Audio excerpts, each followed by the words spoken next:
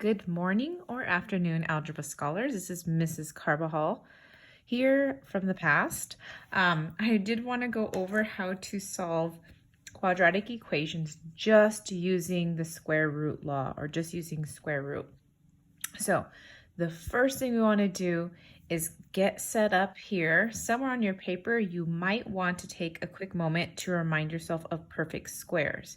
If you know these by memory, you do not have to do this little sub step, but I know that 1 times 1 is 1. I know that 2 times 2 is 4, 3 times 3 is 9, 4 times 4 is 16.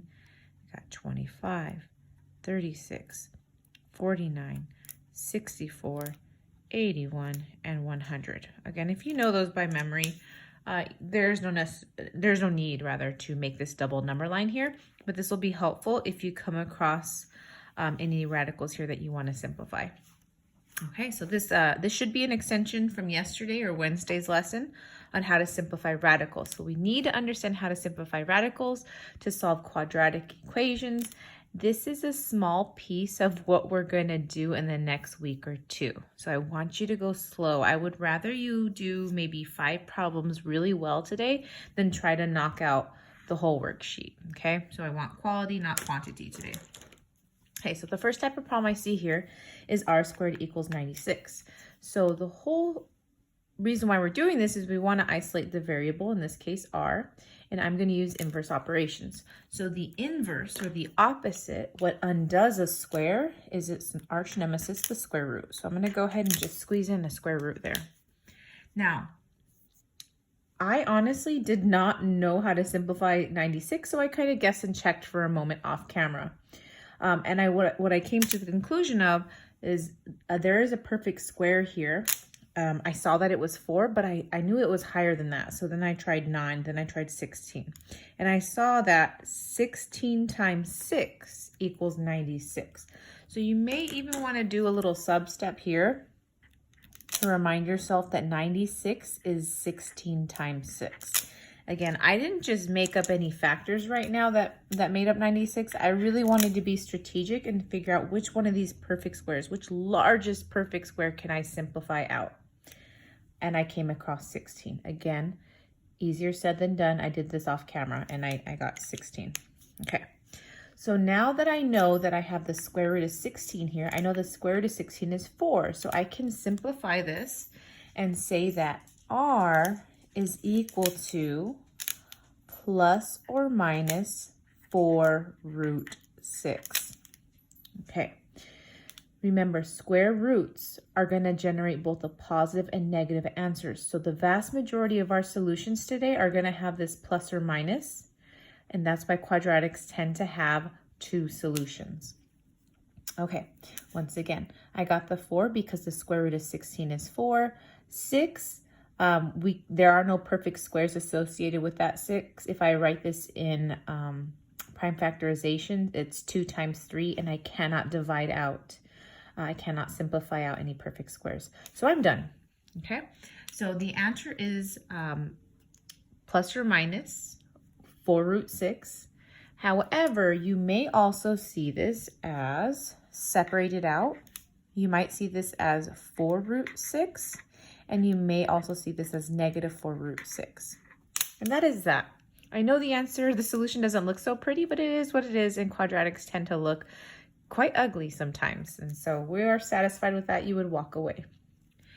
All right, an example like number 2, I'm going to go ahead and approach it in the same way, moving a little faster here. I'm going to take the square root, and I see that 29 is prime. So I'm kind of doing a little happy dance right now because this means I can simply walk away. The answer is plus or minus the square root of 29. Again, it's prime, therefore I cannot divide out any perfect squares. It is what it is. If I want to, I can also choose to say that this is equal to the square root of 29 as well as negative square root of 29. Boop. We're done. Okay, some of them are going to be nice and easy. Some of them are going to take a little bit of thinking. Okay, as I come down here, if I try a problem like number 7, I can clearly see that there's a little bit of sub-stepping that needs to happen in order to simplify this. So I want this variable isolated. I have a positive 1, so I'm going to go ahead and use inverse operations. and I have a squared equals 1. Okay, so whenever you have problems like number 9, number 11, and so on that look like they need some, you need to get your variable isolated, you can go ahead and use inverse operations. Okay, moving ahead here, square root of 1. Ooh, the square root of 1 is finally a perfect square, so this one's actually going to be a little bit nicer. Because it's a perfect square, I know that this is plus or minus 1. And the square root of 1 is 1. I can leave it alone, but again, just get comfortable with the fact that we could also separate this out and say that this is equal to both 1 or negative 1. So far we've seen simplifying of radicals, non-simplifying of radicals. We've seen that we can take it down to an integer. So our answers might look quite different. So they're not all going to look the same. All right, number 11. Oops, excuse me, number 9. Same type of deal here. I'm going to go ahead and start by getting rid of that constant. As I simplify, I have m squared equals negative 1. I don't think you're going to come across any of these tricky tricksters over here on the right-hand side, okay? So if you were to take the square root of both sides, that's kind of illegal because there's no such thing as a negative square root. So in this case, anytime you ever come across a negative square root, we're just going to shut it down and say no solution. It's just not possible. You cannot have two numbers that multiply and give you a negative product, two of the same numbers, okay? It's because a negative times a negative is a positive, and because a positive times a positive is a positive. Therefore, this doesn't exist.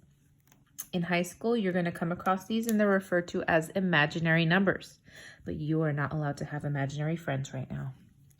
All right, last two quick examples.